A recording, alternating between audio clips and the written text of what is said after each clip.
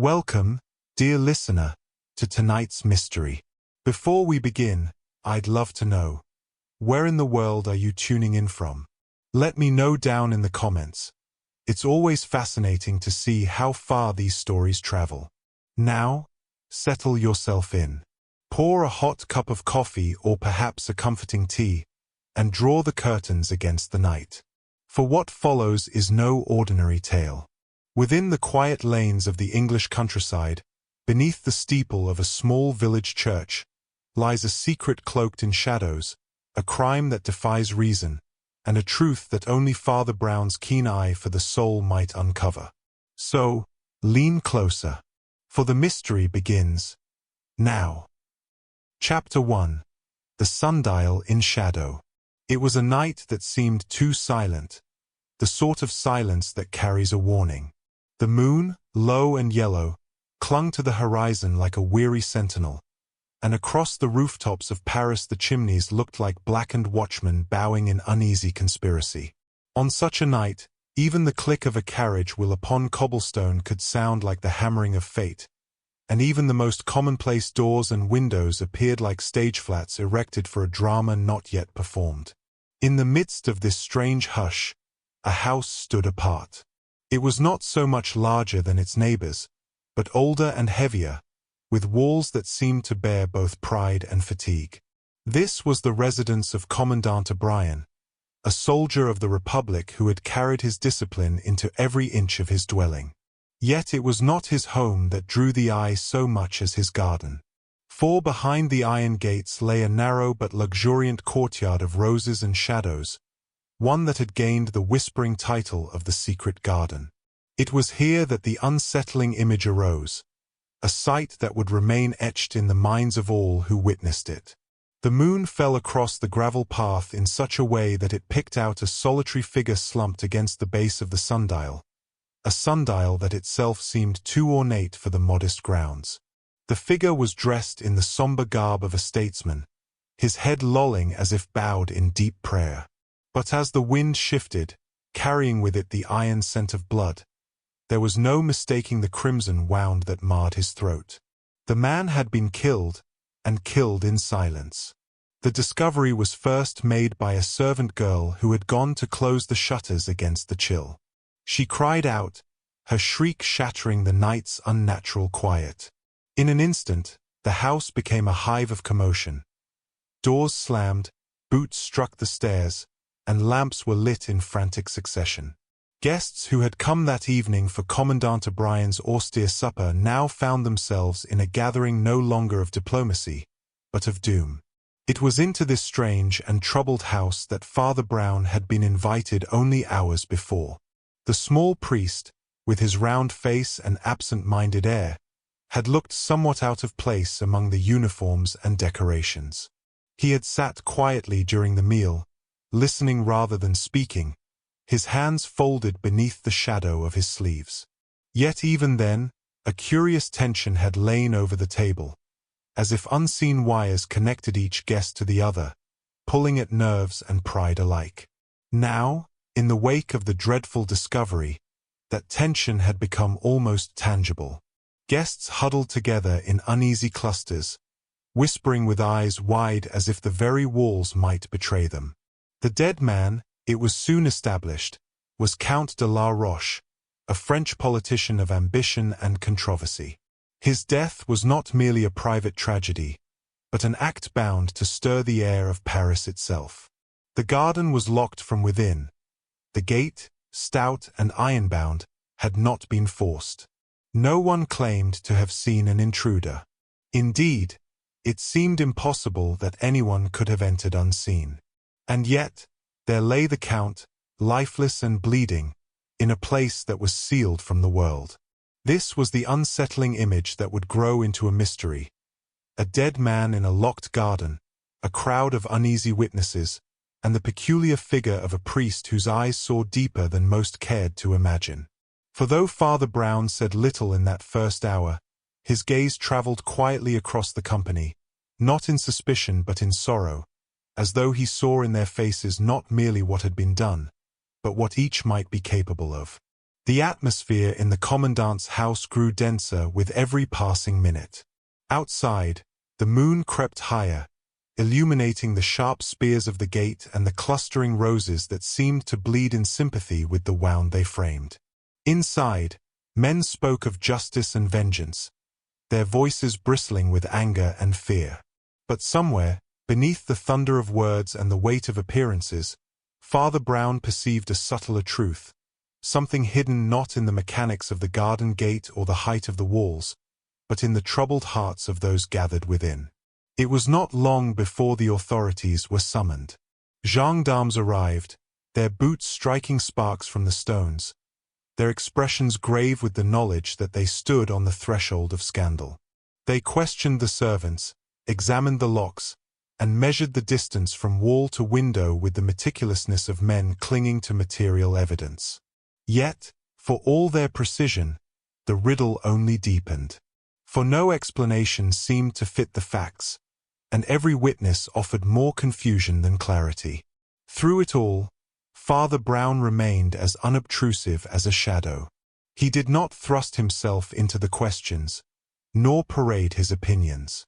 Instead, he lingered near the threshold of the garden, gazing at the sundial where the Count had fallen, and then at the faces of the living who stood around it. His mind did not wander through the mechanics of keys and gates, but through the winding paths of pride, envy, and fear, the human elements that no lock could bar. The house itself seemed to hold its breath. The garden, once a place of cultivated beauty, now looked more like a theater of judgment. And though the officials marked their notes and speculated in hushed tones, it was clear to at least one quiet observer that the garden held not only a body, but a secret far more perilous than any wall or gate could conceal. Thus began the case of the secret garden, with a body in the moonlight, a locked gate, and a gathering of souls whose silence was heavier than any chain. Chapter 2. An Assembly of Strangers. The house of Commandant O'Brien seemed to tighten upon itself as the night wore on. It was not merely the narrow corridors or the heavy oak doors, but the sensation that the walls absorbed every whisper, storing them like secrets in stone. In such a house, personalities pressed against each other more starkly, as though each individual was thrown into sudden relief by the harsh light of the lamps and the darker shadow of death. Commandant O'Brien himself stood foremost. He was a tall, iron-grey man, his figure cut sharp with the angles of discipline. His eyes were quick, but not restless. They were eyes that had watched battle lines and read them like maps. He carried authority like a cloak, yet there lingered about him the faint loneliness of one who has commanded too long. Among the guests, he was regarded with respect, though not without a hint of wariness. For it was well known that the commandant's hospitality was more a matter of duty than warmth. Beside him, often in half-shadow, stood his secretary, a young Frenchman named Henri. Henri was slender, almost delicate, with features too finely drawn for the rough company of soldiers. He had a quick, darting glance, like a bird startled by its own reflection, and his manner was deferential without being entirely sincere. Some said the commandant trusted him implicitly. Others thought the young man's loyalty was as fragile as paper. Another figure, impossible to ignore, was Sir Arthur Travers. He was an English barrister of considerable repute, with a broad face and a booming laugh that seemed out of place in the present company. He carried himself with the air of one accustomed to cross-examining not only witnesses but the very world around him. His presence at the commandant's table had been accounted a diplomatic courtesy, though in truth Travers had a taste for inserting himself wherever politics and law tangled together. Now, however, his joviality was muted, and his eyes betrayed an eagerness not unlike that of a hound catching scent. At his side had sat Lady Margaret Travers, a woman of composure so perfect it seemed almost artificial. Tall, with a pale, statuesque beauty, she had spoken little during the meal, but her silence had not gone unnoticed. There was about her a gravity that suggested not dullness but depth, as though every word withheld weighed more than those spoken. Even now, as she stood near the fire with her hands clasped, she appeared like a figure carved from marble, watching the proceedings with a calm that might have been serenity or concealment. The supper had also included Monsieur Armand Vaillant, a journalist whose pen had pricked more than one reputation. Vaillant was small and wiry, with restless hands and eyes that gleamed with perpetual curiosity. He had the air of a man who lived on secrets, inhaled them like air, and exhaled them as scandal. If the Count de la Roche had enemies, Vaillant knew their names. If he had friends, Vaillant knew their weaknesses.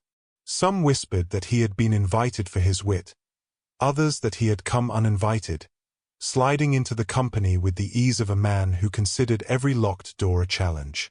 Among the guests, too, had been Dr. François Girard, a physician of middle years with a kindly face, though shadowed by an odd weariness.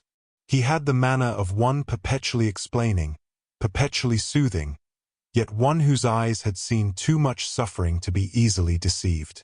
In times of ordinary illness, his presence was comfort. In a night such as this, it was reminder that human life was fragile, and human motives more so. Of the Count de la Roche, the victim, it was difficult to speak without a tremor of opinion. He had been a man of ambition so evident it seemed to stain his very speech. A politician whose career had flourished in storms, he had made as many enemies as allies, and sometimes confused the two.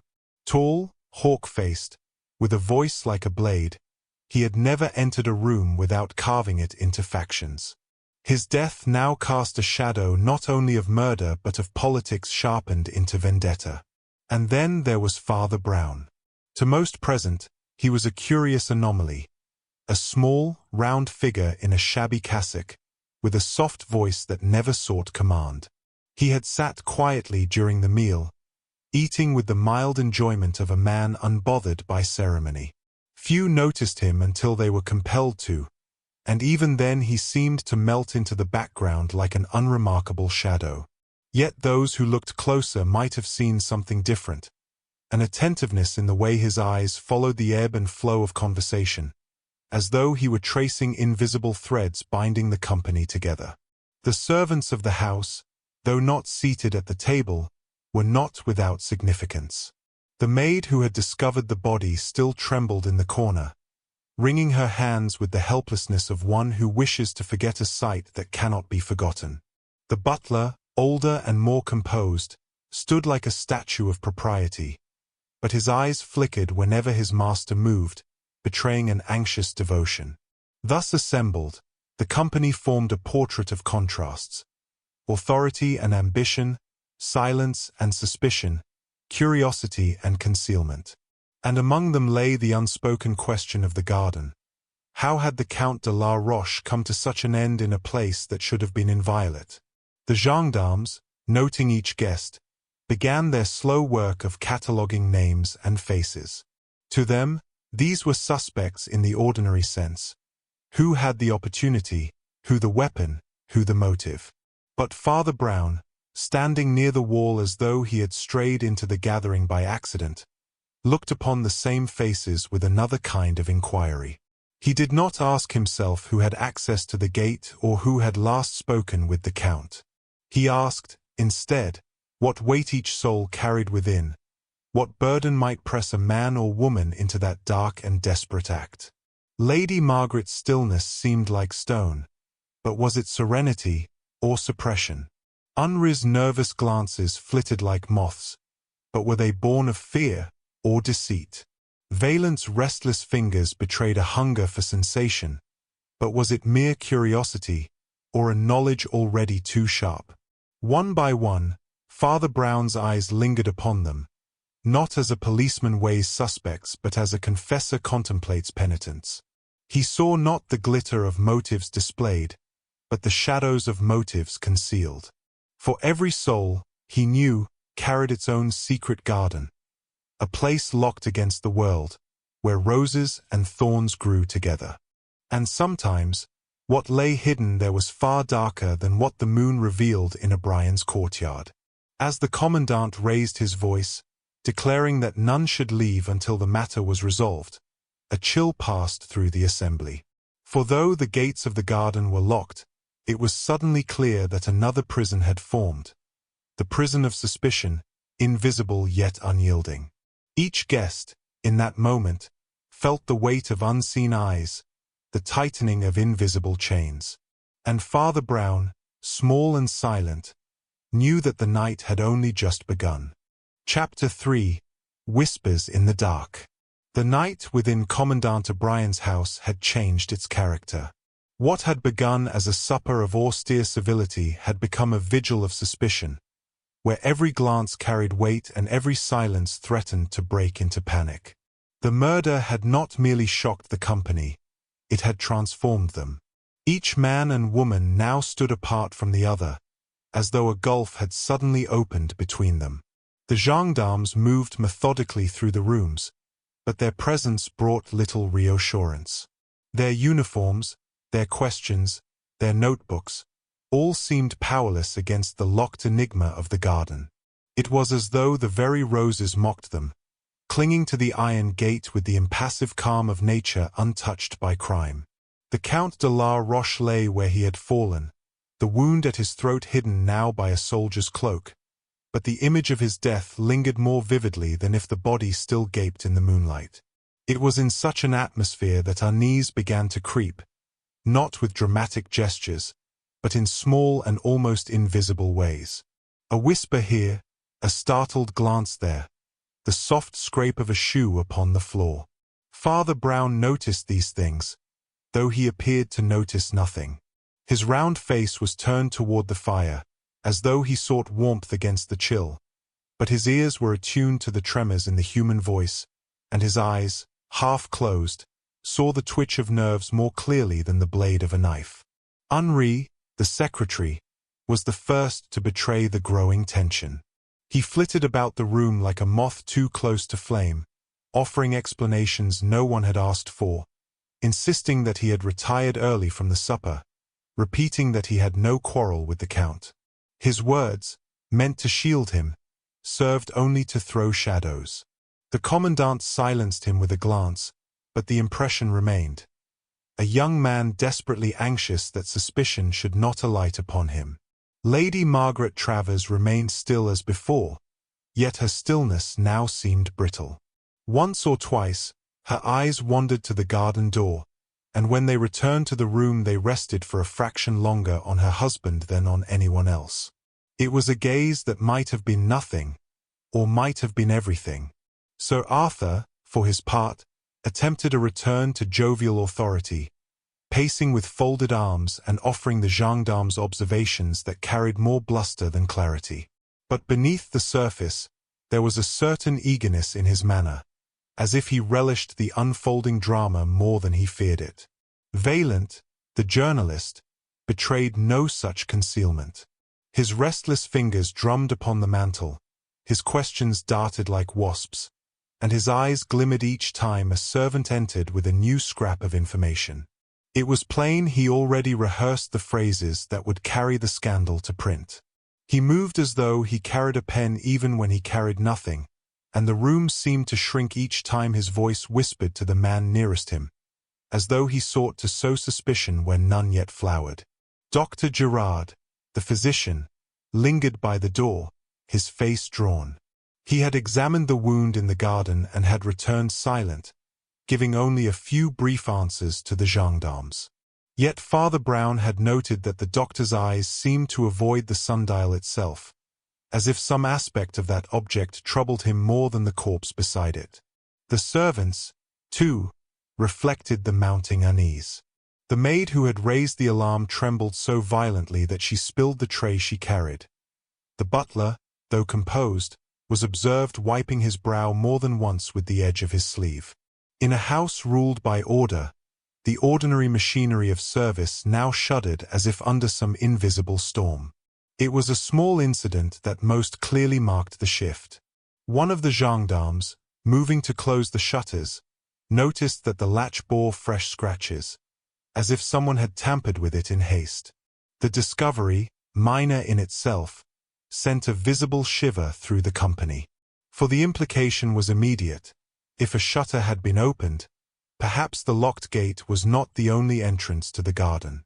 Perhaps the murderer was not an unseen intruder, but one of those already within the house. Voices rose at once, protests of innocence, demands for explanation. The commandant thundered for silence, but the echo of alarm could not be silenced. Henri stammered that he had locked the windows himself. Sir Arthur declared that such scratches could have been made long before tonight. Vaillant seized upon the detail as a journalist seizes upon ink, repeating it in half a dozen variations until the fact seemed to multiply in sinister importance. Lady Margaret alone said nothing, though her eyes again moved once toward the door that led to the garden. In such confusion, Father Brown's quietness became almost conspicuous. He alone did not rush to speculate upon shutters and gates. Instead, he turned his gaze upon the maid who had dropped her tray, noting the terror in her eyes. He bent toward her, not with interrogation, but with a simple gentleness, and murmured some words none but she could hear. The trembling girl grew calmer, as though soothed not by logic but by compassion. It was not the shutters she feared, Father Brown realized, but the dreadful thought that evil had sprouted in the very place she dusted and polished with daily devotion. For those who live humbly, the violation of a household can wound more deeply than the violation of a law. The unease continued to spread like smoke through a narrow chimney. One guest suspected another not by reason, but by fear. Each man carried within him the thought he dared not utter aloud. If the garden was sealed, then the killer must be here, among us. And in that silence of dread, suspicion became a second presence in the room, larger than any individual, heavier than any proof. It was in this moment that Father Brown moved quietly to the garden door. He opened it gently, stepping once more into the moonlit air. The sundial cast its shadow long across the gravel, and the roses seemed unnaturally vivid in their bloom. He stood there for several minutes, gazing not at the cloak-covered body, but at the walls, the windows, the closed gate. To the eye of a policeman, the scene remained a puzzle of locks and scratches. To the eye of the priest, it was a parable, that a garden, no matter how locked, cannot keep out what grows already within. When Father Brown returned, his face bore the same mild expression it had worn at supper, but his eyes held a quiet certainty. The others saw only a small man resuming his place by the fire. Yet in truth, he had already perceived something the rest had not. The first faint crack in the wall of lies, the first rustle in the hidden garden of the soul. The unease deepened. Midnight struck, and still the house stood sealed, its inhabitants prisoners of their own thoughts. Yet in the stillness, the figure of the priest seemed more at home than any soldier or statesman. For Father Brown knew that before the dawn broke, not only the secret of the garden but the secrets of the heart would stand revealed. Chapter 4. The Murder in the Garden. The body of Count de la Roche remained in the garden like an accusation written in stone. The commandant, stern and immovable, ordered that none should disturb the scene until the officials had given their verdict. Yet the garden, bathed in cold moonlight, seemed itself to insist upon being read, as if every rose petal, every grain of gravel, contained a syllable of the mystery. At length, the gendarmes brought lanterns into the courtyard. Their beams swept across the high walls, across the locked gate with its iron bars, across the windows that stared down like sightless eyes. Each detail was scrutinized, measured, and recorded, and yet each only deepened the impossibility. For the garden was, in every sense, a sealed chamber of the open air. The gate, a heavy structure of wrought iron, was locked from within by a bolt as solid as the commandant's own discipline. No mark suggested tampering, no hinge betrayed force. The walls, though not towering, were lined with spikes that gleamed faintly in the lantern light. Even the nimblest climber would have found them perilous, and none within earshot claimed to have heard the scrape of descent.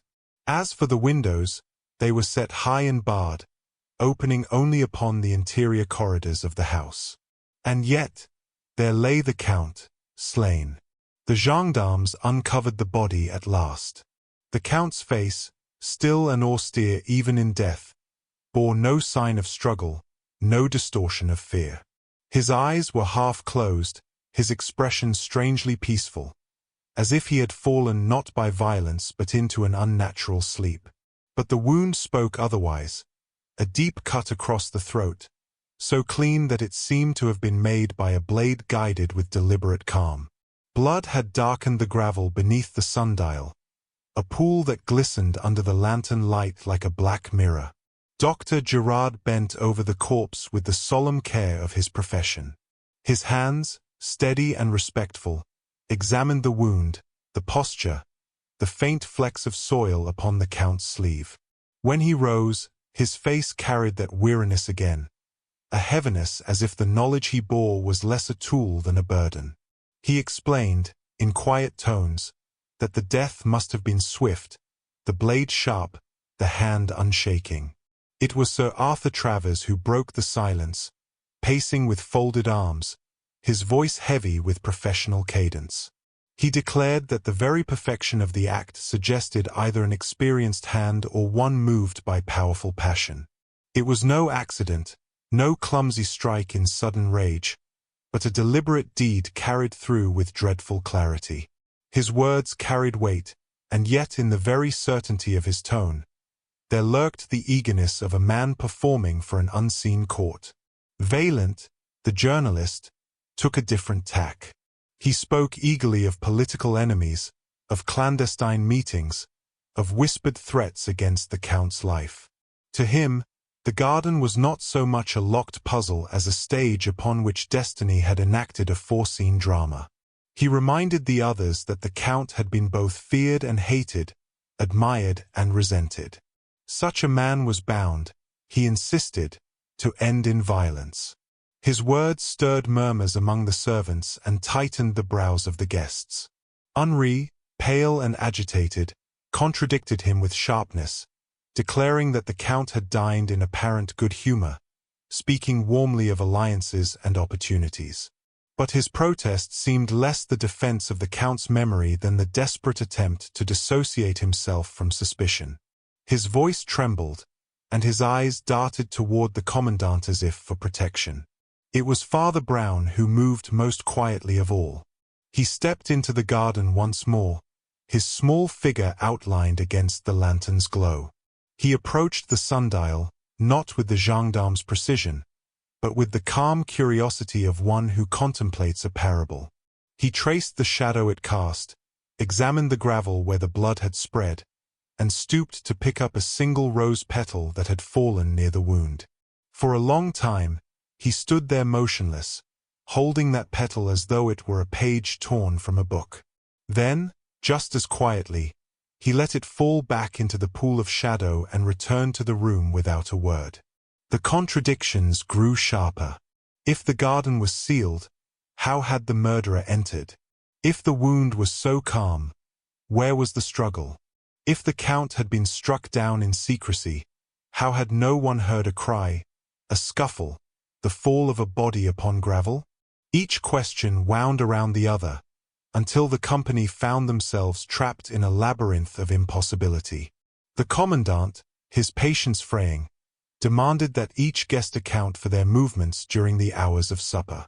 One by one they offered their answers, some clear, some evasive. Sir Arthur had remained near the table, conversing with Lady Margaret, who confirmed it with a nod. Vaillant had wandered freely, speaking with servants, as was his habit, though his exact comings and goings blurred under his own quick tongue. Dr. Gerard had excused himself briefly after the meal, explaining that he had sought air in an upper corridor. Henri confessed to errands about the papers in his master's study, though the timing of his return seemed uncertain even to himself. The web grew tighter, but no thread led to resolution. Each explanation contained gaps, each alibi leaned upon another's word. The sense of confinement pressed more heavily upon the room, as though the locked garden had extended its invisible bars around them all. Father Brown, listening, gave no interruption. He simply observed, his head tilted slightly as though he were hearing not words but the echoes behind them. What interested him was not the mechanics of where each man had walked, but the subtler footprints of motive and conscience. For he knew, as few others did, that murder was rarely born in the garden where the act occurred. It was planted long before, in envy, in fear, in pride. And the garden of Commandant O'Brien was but the soil in which that hidden seed had blossomed at last. When the last account was given, the silence returned, heavier than before. The gendarmes muttered among themselves, puzzled by the absence of any rational entry or escape. The guests shifted uneasily, each conscious of eyes upon them. And in the corner, the small priest folded his hands and bowed his head, not in weariness, nor in doubt, but as though he prayed for the soul of the dead, and for the living whose secrets were now bound together by one crimson thread. The crime stood before them in all its terrible simplicity. A man slain by a sure hand in a place where no hand should have reached. The impossibility itself became its most dreadful feature, for impossibility cannot be hanged nor brought before a judge. Chapter 5. The Convenient Suspect. The assembled company had grown weary with waiting. The gendarmes, despite their lanterns and notes, had reached no clear conclusion, and the hour was creeping toward the desolate hush before dawn.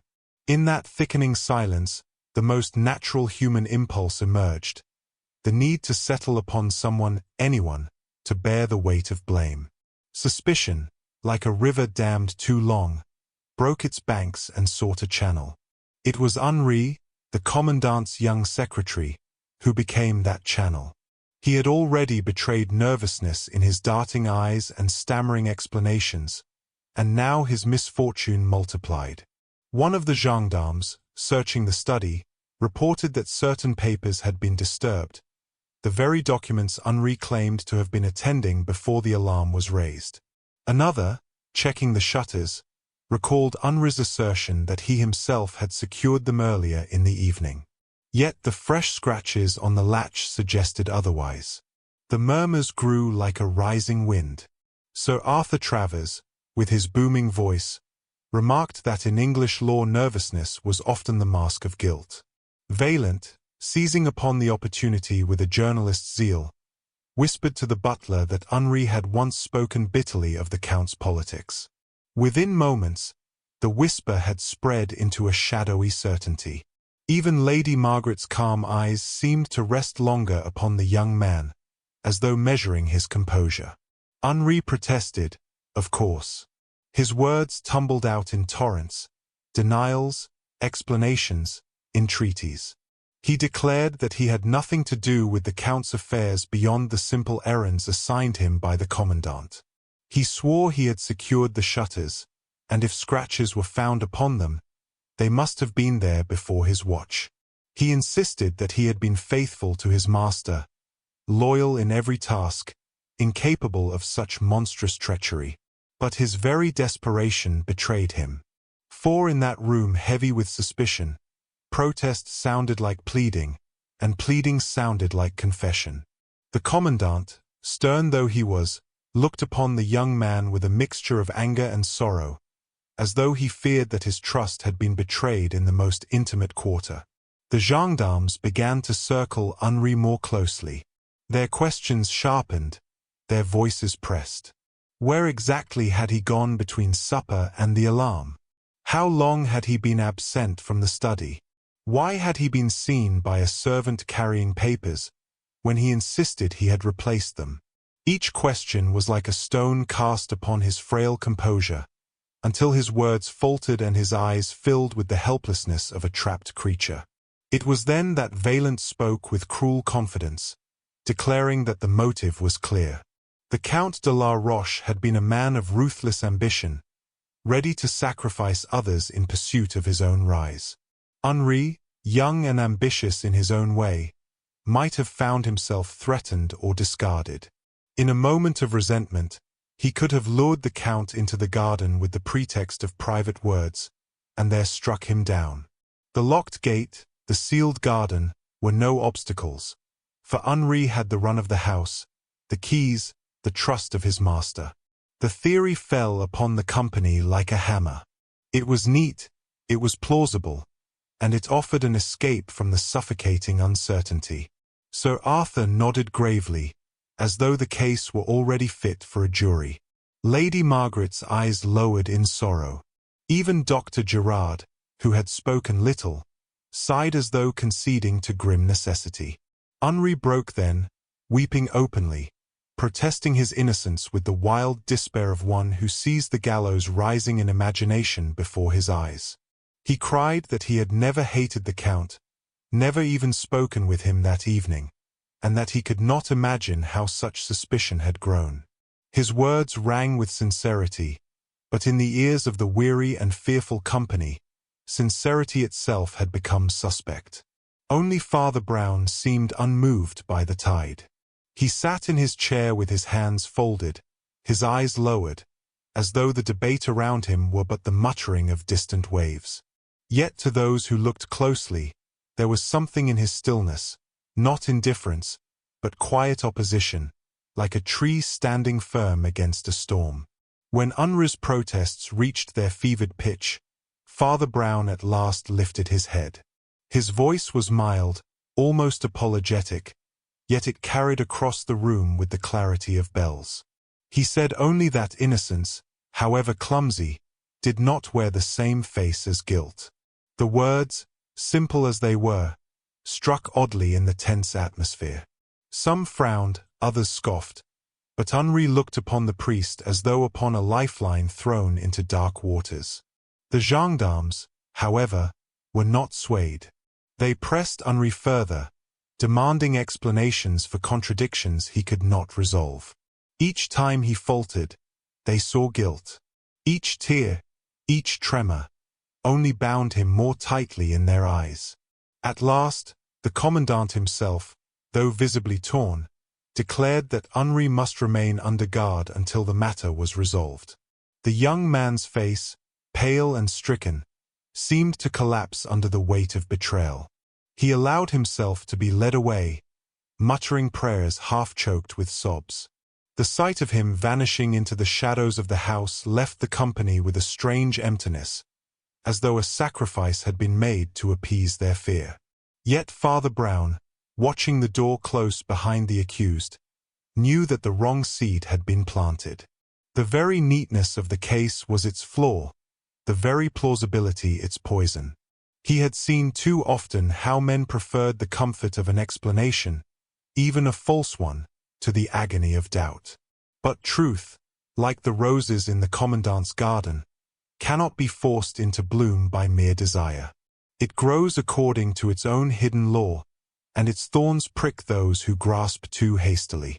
The others spoke more freely now, relieved that suspicion had found a resting place. Vaillant whispered of the scandal that would shake the city when Henri's guilt was revealed. Sir Arthur expounded upon the lessons of justice. Lady Margaret sighed with quiet resignation. Dr. Gerard shook his head, murmuring that youth often strayed into ruin. The commandant stood rigid, his jaw set like stone. And through it all, Father Brown remained silent, his gaze fixed not upon the accused, but upon the sundial in the garden. For he knew that the shadow it cast did not fall upon Henri's soul. Somewhere among the company, the true darkness lingered, cloaked in composure, waiting. And it was toward that darkness, not the weeping innocence of a frightened boy, that the priest's quiet discernment turned. Chapter 6. The Priest Who Listened.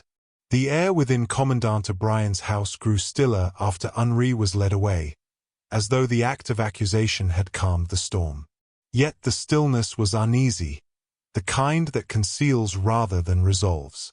The guests spoke more freely, relieved that suspicion had settled upon one head, but their words rang hollow, like notes struck on a cracked bell. For though Henri had been removed from sight, his protests of innocence echoed in the silence. The gendarmes busied themselves with cataloguing evidence, measuring the garden walls, re-examining the shutters, noting the angles of lantern light. They moved with the deliberation of men who trust in facts alone.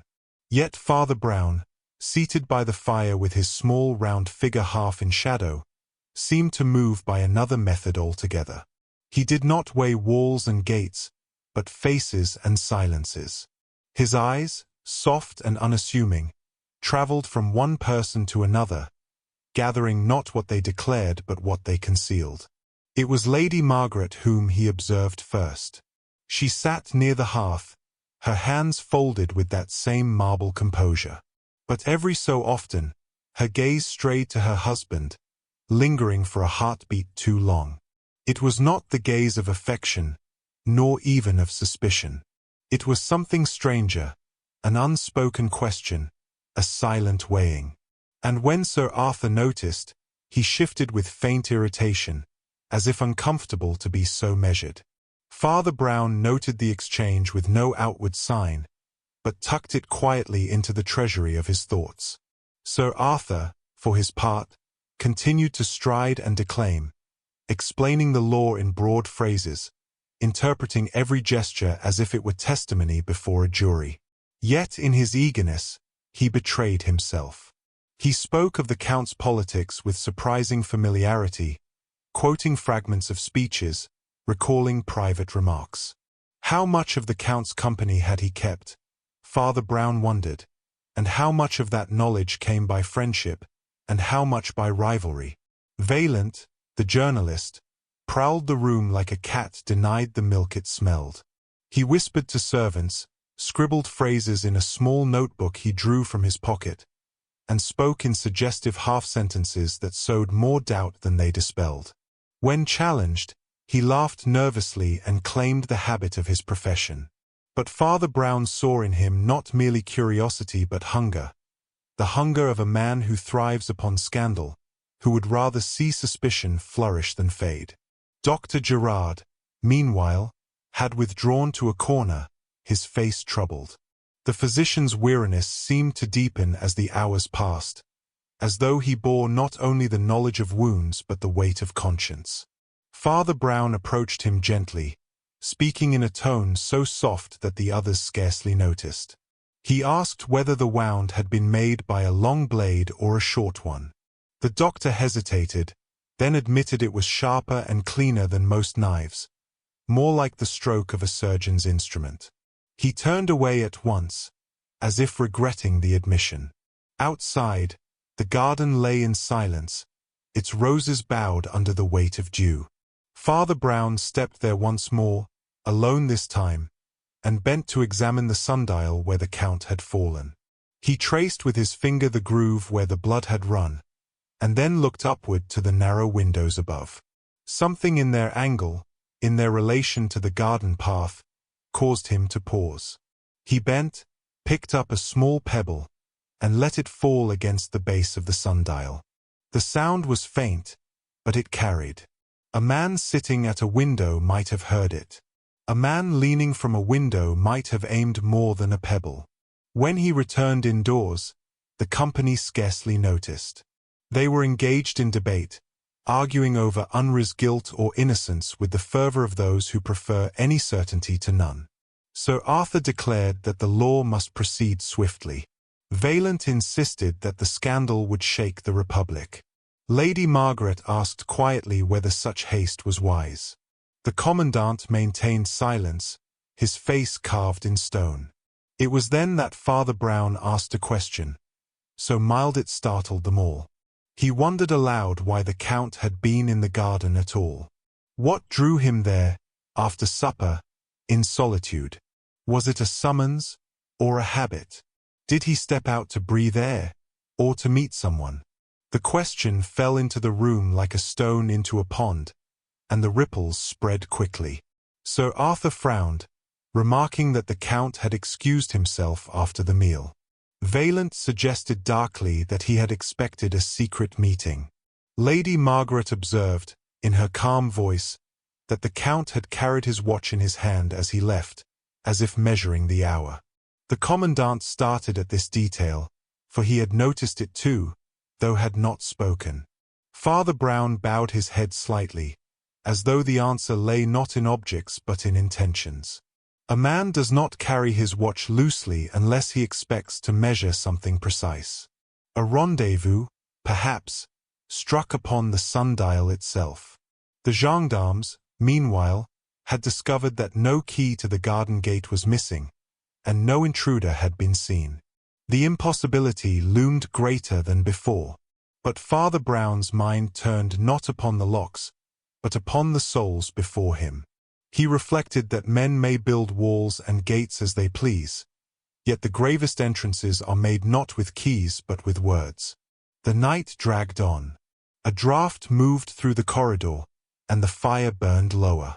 Fatigue settled upon the company like a shroud, but suspicion kept them wakeful. Each seemed to guard himself with silence or excessive speech.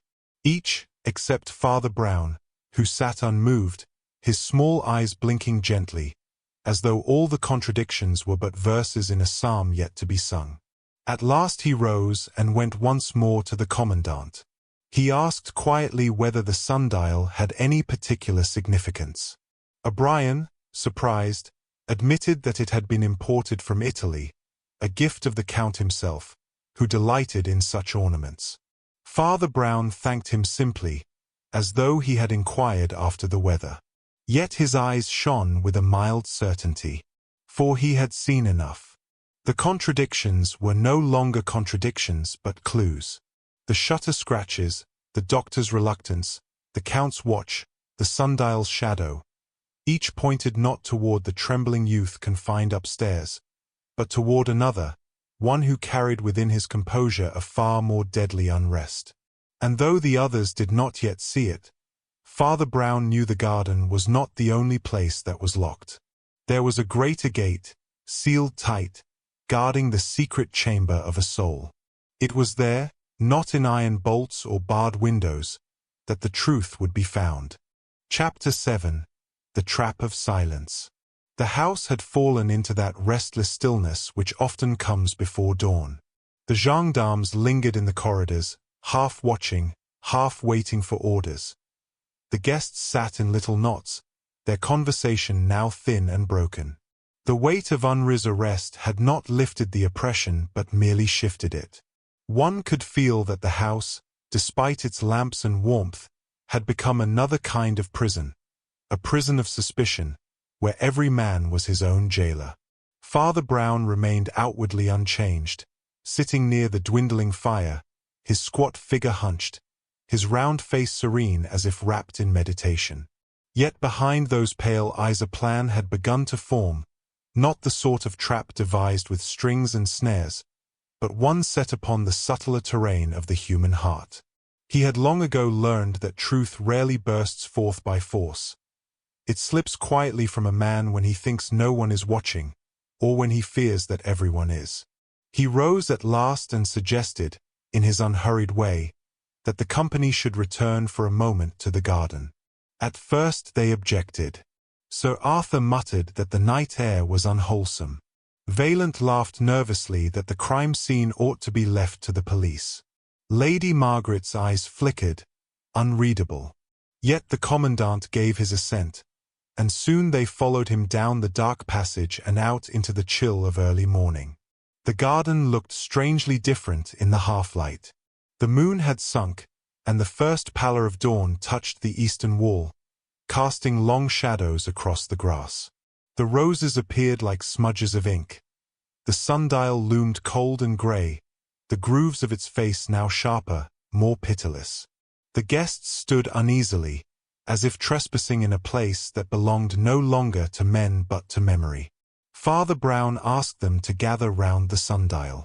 His tone was so ordinary, so devoid of command, that it disarmed them. He remarked, almost casually, that the Count must have stood here when he was struck. Perhaps he had been looking at his watch, comparing it to the shadow on the dial. Perhaps he had even lifted his head at the sound of a pebble, or a whisper from above. He paused then, and turned his eyes upward toward the row of narrow windows. There was a stirring among the group. Sir Arthur shifted his stance, the Commandant frowned, and Dr. Gerard drew in his breath as if the air had turned suddenly thin. Father Brown stooped and lifted a small stick from the ground. With a childlike air, he pointed it at the sundial, tracing where the shadow would have fallen at the hour of the murder. The onlookers watched, drawn in despite themselves. Then came his quiet remark, one so slight it seemed almost an aside. He observed that the wound, being clean and precise, was not the stroke of a clumsy knife in a scuffle. It was the work of someone accustomed to exactness, someone who used blades not in anger but in practice, day after day, upon more delicate flesh than stone. At this, there was a subtle movement. It was not loud nor obvious, but it was enough.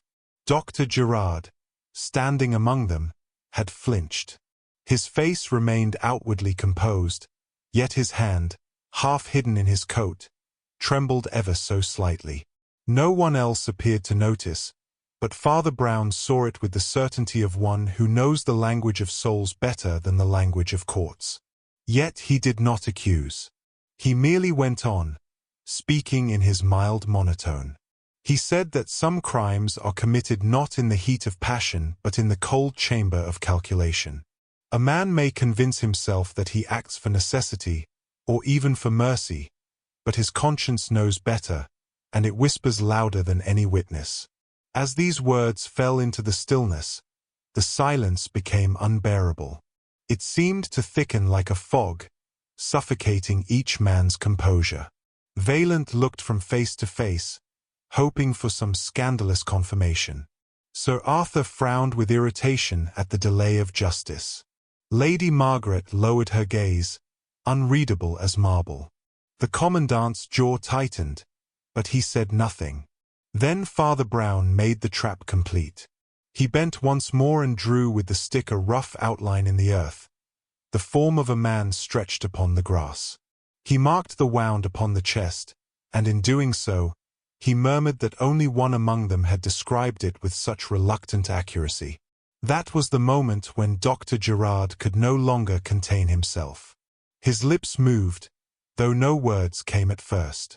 His eyes darted to the sundial, to the windows, to the others, as if seeking escape. Then, in a voice scarcely above a whisper, he protested that he had spoken only as a physician, that he had no choice but to describe what he had seen. But the tremor in his tone betrayed him more than any confession. The others turned toward him in astonishment. Vaillant scribbled furiously. Sir Arthur exclaimed. Lady Margaret's eyes darkened with some unspoken comprehension. The Commandant stepped forward, his hand instinctively tightening upon his sword hilt. But Father Brown lifted his hand gently, as one might soothe a restless flock. He said that the truth need not be forced, it would reveal itself soon enough. And in the hush that followed, Dr. Gerard's silence was louder than any denial. The trap had sprung, not with chains or bars, but with a single observation laid like a seed. It had taken root in the doctor's conscience, and already the bloom of fear had appeared upon his face. The others did not yet fully grasp the extent, but Father Brown knew. He had walked often enough in the gardens of human guilt to recognize the scent. When they returned indoors, the first light of dawn was breaking over the rooftops. The house seemed wearier, as though it too had kept vigil through the night. The Commandant gave orders that Dr. Gerard should be watched, though not yet accused. Sir Arthur demanded a full explanation. Vaillant whispered of scandal greater than he could have hoped, and Lady Margaret sat in silence, her expression unreadable, her thoughts known only to God. Father Brown, meanwhile, settled once more by the fire, his round face as placid as before. To those who asked what he had discovered, he answered only that truth was like the dawn. It began with a hint, then spread until no man could deny it. And as the sun lifted above the horizon, he knew that the moment for revelation had not yet come, but it was very near. Chapter 8. The Unmasking of the Doctor. Morning had broken fully by the time the company gathered once more in the drawing-room. Pale sunlight pressed faintly through the tall windows, illuminating the heavy velvet curtains and striking dull glints upon the gilt picture frames. Yet the light did nothing to ease the burden in the room. The guests were weary from the long vigil, their nerves frayed, their patience exhausted. And at the center of it all sat Father Brown, small and inconspicuous, his shabby hat upon his knees, looking for all the world like a harmless parish priest waiting for the next train. But those who had watched him in the garden knew otherwise. There was a gravity in his stillness, as if he carried within him the weight of an unseen verdict. Dr. Gerard sat apart, his head bowed, his thin hands pressed together as though in prayer. None had spoken to him directly since the trap had been sprung. The commandant remained near the mantel, stiff and formal, though his eyes betrayed an impatience for order and clarity.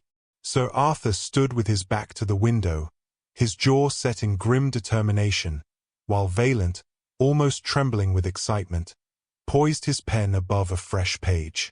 Lady Margaret, elegant and unreadable, reclined upon a chair, her hands folded, her gaze fixed upon the priest. Father Brown at last lifted his eyes. His voice was quiet, almost apologetic, as he began to speak. He said that men often imagine truth to be hidden in shadows or buried in complexity, but more often than not it lies in something so simple that pride passes it by. The murder of the Count, he explained, had not been the work of Henri, nor of any hot-headed servant, nor even the result of sudden quarrel. It had been planned, calmly, coldly, and with the precision of a man trained to wield a knife with exact purpose. The commandant asked, in his brusque fashion, how such certainty could be claimed. Father Brown replied that the wound itself bore witness. It was no wild stab born of rage, no clumsy gash from a hand untrained. It was the cut of one who practiced each day on fragile veins and vital organs, one for whom life was not an abstraction but a substance to be dissected. As he spoke, his eyes turned gently toward Dr. Gerard. The physician stirred, his face paling, though he uttered no sound. Father Brown went on. He said that crimes are not committed by hands alone but by motives that move the hands. The Count, though a man of means and honor, had enemies no doubt, but the heart of this crime lay not in politics or inheritance. It lay in the garden, not the roses or the sundial, but the garden of a man's own soul. For Gerard, he continued, was not merely a doctor. He was a man long weary of being overlooked, of having his skill dismissed as mere service, his presence tolerated but never honored. To stand always in the shadow of wealth and title had planted in him a bitterness deeper than any wound. Dr. Gerard made a faint protest, but it withered upon his lips. Father Brown's voice softened, and he told them that the true weapon had not been steel alone, but resentment. Resentment sharpened over years until it gleamed more keenly than the scalpel. On that night, the Count had mocked, or perhaps merely ignored him. But to a man already raw with pride, such neglect was an insult beyond endurance. Gerard had slipped quietly through the narrow stair, had leaned from the window when the Count lingered at the sundial, and with a single precise thrust had ended the life of the man who embodied his humiliation. There was a silence so deep that even the crackle of the fire seemed loud. The commandant asked why, if this were so, the doctor had not fled or concealed his knowledge. Father Brown replied that guilt is rarely logical. A guilty man may remain near the scene not from courage but from fear, fear that flight would expose him. And when asked of the wound, Gerard had spoken with that peculiar blend of reluctance and exactness which only the guilty can manage. Too much detail for innocence, too much hesitation for truth. Vaillant scribbled furiously, his eyes shining with triumph at the drama. Sir Arthur muttered a grim word, half of anger, half of satisfaction. Lady Margaret's lips curved in the faintest of smiles, though whether of relief or irony none could say. Then, in a voice scarcely above a whisper, Dr. Gerard spoke. He said that the priest spoke as if he had been there himself, as if he had seen into the very window of his heart. His voice trembled, and the last defenses fell away. With a broken calm he admitted that it was true, that he had struck the Count, not for riches nor revenge of blood, but out of a gnawing bitterness that had long consumed him. He had meant only to silence a man who embodied his disdain, yet in so doing he had bound himself to a silence far more terrible. The commandant stepped forward, placing a firm hand upon the physician's shoulder. Dr. Gerard did not resist. He seemed almost relieved, as though the burden of concealment had grown heavier than chains. Father Brown sighed, not in triumph but in sorrow. He said that no man can carry pride in his heart without it at last turning to poison. And that poison, once drunk, will demand its due, whether in a word, or a deed, or, as here, a death. The revelation was complete. The gendarmes led the physician away, their steps echoing through the stone passage. The house seemed lighter now, though not with joy, rather, with that solemn release that follows when truth, however bitter, is no longer hidden. The company dispersed slowly, each man retreating into his own reflections. Vaillant hurried to his room, eager to capture the scandal in words. Sir Arthur departed with a soldier's satisfaction at justice served. Lady Margaret lingered a moment, her eyes upon Father Brown, before slipping silently away. The commandant, grave and restrained, offered a curt nod of respect to the little priest. And Father Brown, left alone for a moment by the fire, whispered a prayer not for justice, but for mercy, mercy upon the soul of a man who had let bitterness become his master. Chapter 9. The Garden of the Soul. The house, once rattling with suspicion and sharp voices, had grown subdued in the hours following the confession. The corridors that had echoed with hurried footsteps now lay hushed, like cloisters after Compline. Outside, the winter sun sagged low over the gardens, its rays falling across the sundial that had been the scene of crime, so that the ancient stone seemed less a marker of time than a silent witness to frailty. Father Brown sat alone in the library, his small figure almost dwarfed by the tall shelves and ornate carvings. He did not pace nor fidget, but rested as one accustomed to long silences. The fire before him burned low, throwing a muted glow that mingled with the scent of leather-bound books. He looked less like a triumphant detective and more like a parish priest waiting for a penitent. The truth was out, but truth alone was never enough for him. To solve the puzzle of how was only half the labor. To discern the why, and to learn from it, was the greater duty. For the soul was always the battlefield, not the parlor or the courtyard. He reflected that men often imagine themselves as creatures of reason, yet most sins do not come from thought but from wounds left untended. Dr. Gerard had been a man of skill, quiet, and self-restraint. He had saved lives, stitched wounds, and borne confidences. Yet within him a small seed of pride had grown. At first it was the natural pride of a craftsman in his art. But when it was met with neglect or condescension, pride soured into resentment, and resentment hardened into envy. Father Brown thought of how envy is seldom loud. It does not shout like anger, nor strike like wrath. It creeps, it festers, it tells a man he is overlooked, slighted, forgotten. And once he listens long enough, even ordinary words become insults, even ordinary silences become sneers. The Count had not needed to curse or strike Gerard.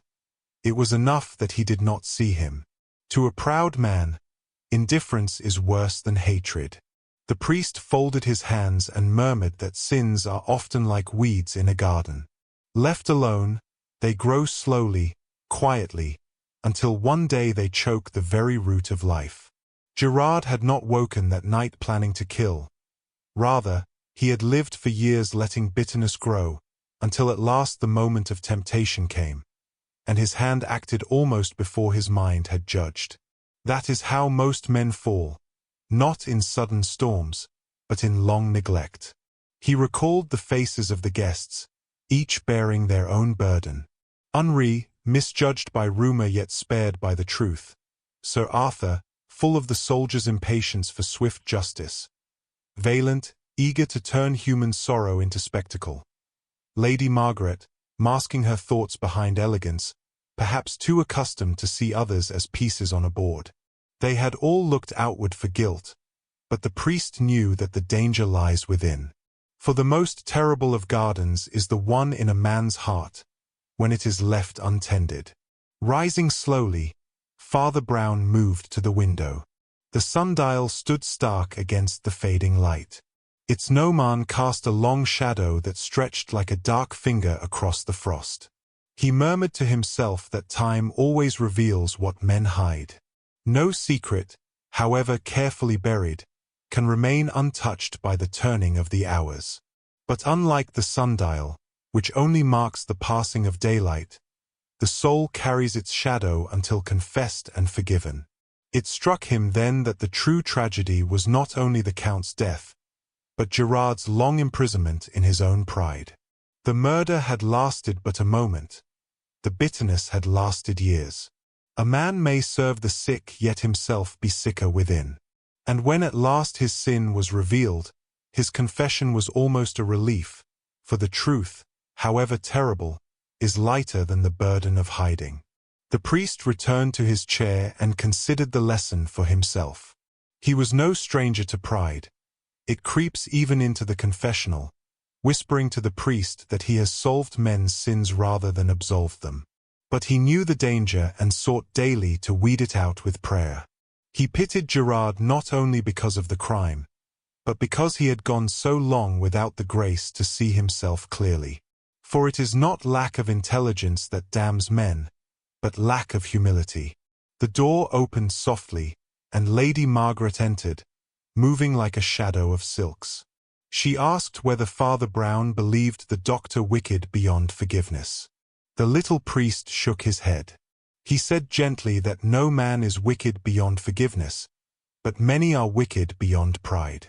If Gerard could humble himself truly, there was mercy enough for him. But pride dies hard, harder, sometimes, than the body itself. Lady Margaret gave the faintest nod, her face unreadable, then withdrew.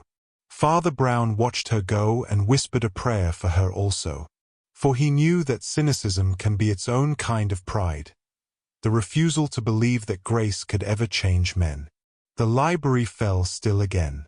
Outside, a bell tolled faintly from the village church, a reminder that time, sin, and grace march on together. Father Brown knew the house would soon return to its routines, its guests dispersing with their own versions of the tale. Vaillant would write his sharp, scandalous lines. The commandant would file his reports. Sir Arthur would recall it as another campaign fought and won. But for him, it was not a case concluded but a soul in peril. And every soul mattered, even the guilty, perhaps especially the guilty. He closed his eyes and prayed not for punishment but for repentance. For it is repentance, not justice, that restores peace to the secret garden of the heart. And in that prayer, the little priest found once again the strange paradox of his calling, that the darkest deeds of men may yet point to the brighter mercy of God, if only men will let themselves be forgiven. Chapter 10. The Shadow of the Sundial.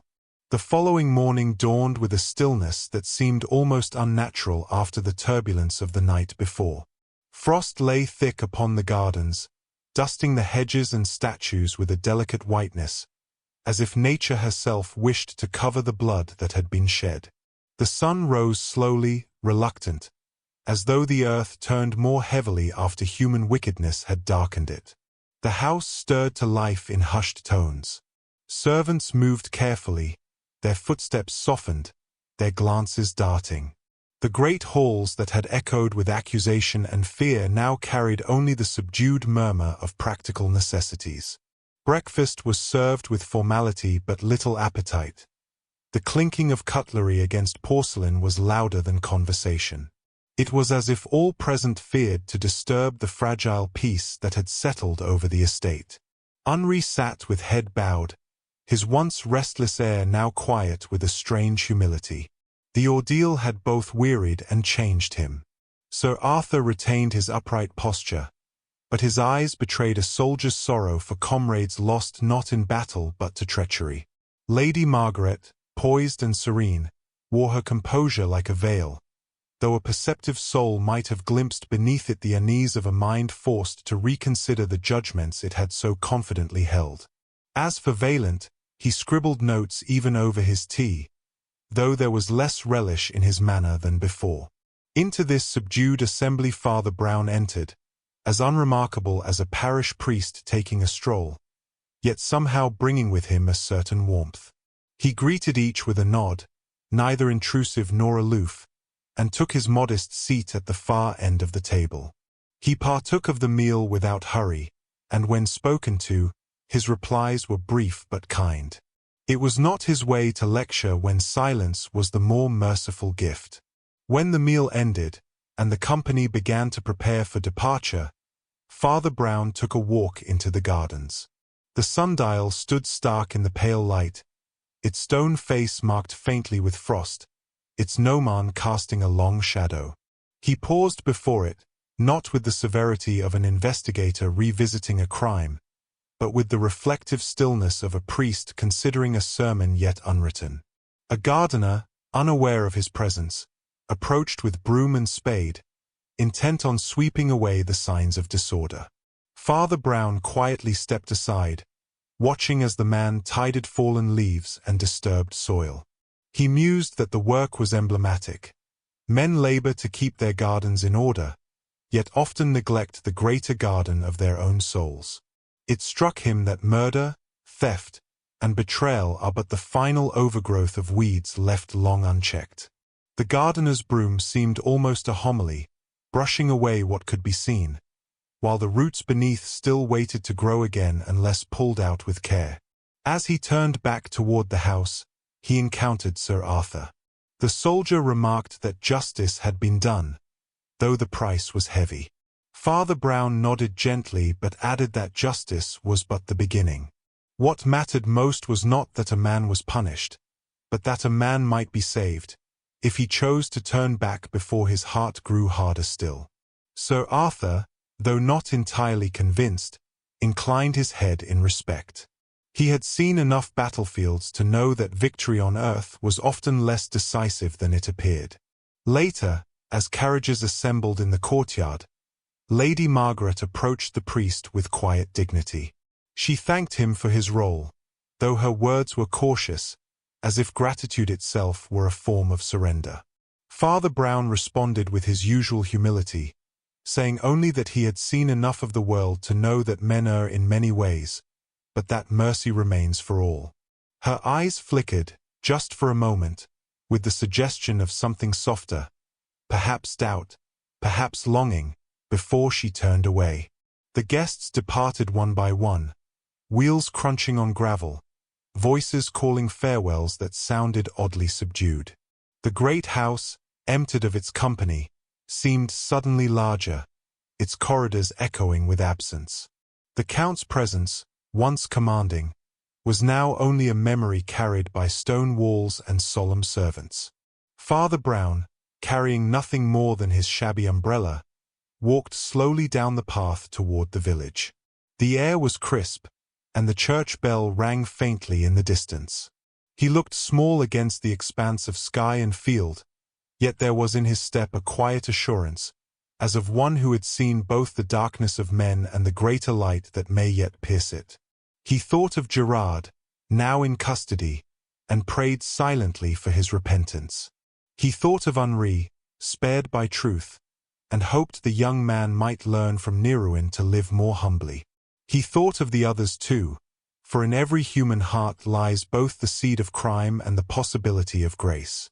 That was the secret garden no one could see, yet it was the one that mattered most. At the edge of the village, Father Brown paused and looked back once more. The house stood distant, its chimneys trailing faint smoke into the pale morning. To most, it would remain only the place where a count had been murdered and a doctor unmasked. But to Father Brown, it would forever be a parable, of pride that grows unnoticed, of envy that poisons silently, and of the mercy that still waits beyond both. He muttered softly to himself that men dig deep to hide their secrets, but heaven sees deeper still. And sometimes, in the mercy of God, those secrets are uncovered not to destroy but to heal. Then, with a faint smile that might have seemed whimsical to a stranger, he turned and walked on, the little priest disappearing down the lane toward the modest spire of his parish church. And so the garden lay quiet again, the sundial marking the slow passage of hours, while the mystery it had witnessed faded into history. Only the moral remained, like the shadow of time itself, that no wall, however high, can keep sin hidden forever, but neither can it keep out the grace that waits patiently to enter. And so, the night draws to a close, but the secrets we carry, like shadows, remain. If you've walked with us through this mystery, don't let the trail end here. Subscribe to the channel, so you may join me again, when the next story unfolds, and remember, every mystery hides in plain sight, waiting for those who choose to look closer.